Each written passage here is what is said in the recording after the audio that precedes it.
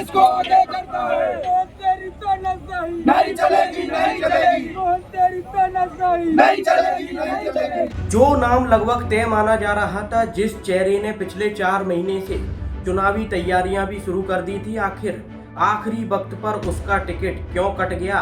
क्या दिल्ली से आया नेगेटिव फीडबैक इसकी वजह बना या वजह कुछ और है? पूरी खबर विस्तार से बताएंगे। नमस्कार, पंजाब केसरी देख रहे हैं आप और मैं हूं हिमांशु। दतिया विधानसभा उपचुनाव में भारतीय जनता पार्टी ने पूर्व गृह मंत्री नरोत्तम मिश्रा की जगह पूर्व संभागीय संगठन मंत्री आशुतोष तिवारी को उम्मीदवार बनाकर हर किसी को चौंका दिया।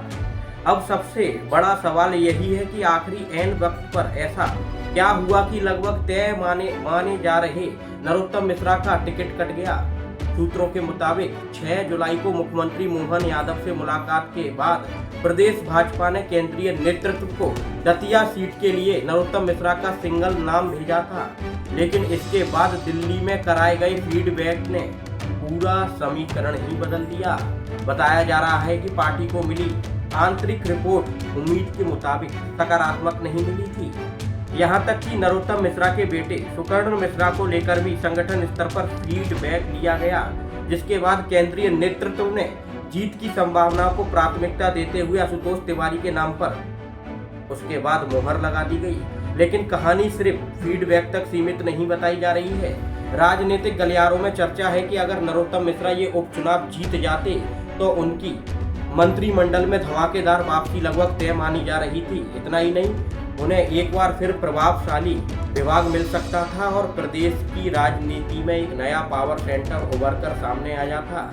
माना जा रहा है कि पार्टी नेतृत्व ने इस राजनीतिक संतुलन को भी गंभीरता से देखा। फिलहाल प्रदेश की राजनीति में कैलाश विजयवर्गीय, प्रहलाद पटेल, नरेंद्र सिंह तोमर, शिवराज सिंह चौहान, ज्योतिरादित्य सिंधिया जैसे कई बड़े नेता पहले से प्रभावशाली भूमिका में हैं। ऐसे में पार्टी किसी नए शक्ति केंद्र को खड़ा करने से बचना चाहती थी। हालांकि इस दावे की आधिकारिक पुष्टि नहीं है, लेकिन राजनीतिक विशेषज्ञों के बीच ये चर्चा लगातार बनी हुई है। उधर भाजपा ने ब्राह्मण वोट बैंक को साधने की रणनीति भी बरकरार रखी है। नरोत्तम मिश्रा की जगह भी पार्टी ने ब्राह्मण चेहरे आशुतोष तिवारी पर भरोसा जताया।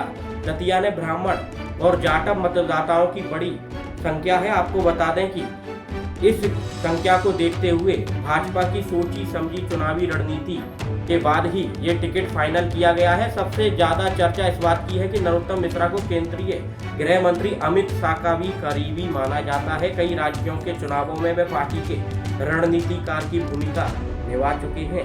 इसके बावजूद उनका टिकट कटना भाजपा के भीतर एक बड़े राजनीतिक संदेश के तौर पर भी देखा जा रहा है। अब चुनौती सिर्फ चुनाव जीतने की नहीं बल्कि संगठन को एकजुट करने की भी है। टिकट बदलने के बाद दतिया, डबरा और ग्वालियर तक नरोत्तम समर्थकों की नाराजगी सामने आ रही है। ऐसे में भाजपा के लिए सबसे बड़ी परीक्षा होगी कि वे असंतोष को कैसे संभालती है और चुनावी एकजुटता कैसे बनाए रखती है। आपको बता दें कि नरोत्तम मिश्रा के समर्थक लगातार हंगामा कर रहे हैं और दतिया में काफ़ी जाम की स्थिति भी बन गई थी और ये जाम डबरा तक पहुंच गया था। नरोत्तम मिश्रा के समर्थक कह रहे हैं कि दादा का टिकट कटना गलत है, क्योंकि नरोत्तम मिश्रा के समर्थक उनको वहां पर दादा कहते हैं और लगातार वहां पर हंगामा कर रहे हैं, जिसके बाद नरोत्तम मिश्रा के समर्थकों को नज़रबंद कर दिया गया है और पुलिस प्रशासन वहां पर मोर्चा संभाले हुए है। आपको बता दें कि दतिया में महिलाएं भी सड़क पर लेट गई थी और उन्होंने रात में काफ़ी हंगामा किया, क्योंकि नरोत्तम मिश्रा का टिकट कटने के बाद वहां पर चुनावी समीकरण पूरी तरह से बदल गए हैं। देश और प्रदेश की अन्य खबरों के लिए देखते रहें पंजाब केसरी।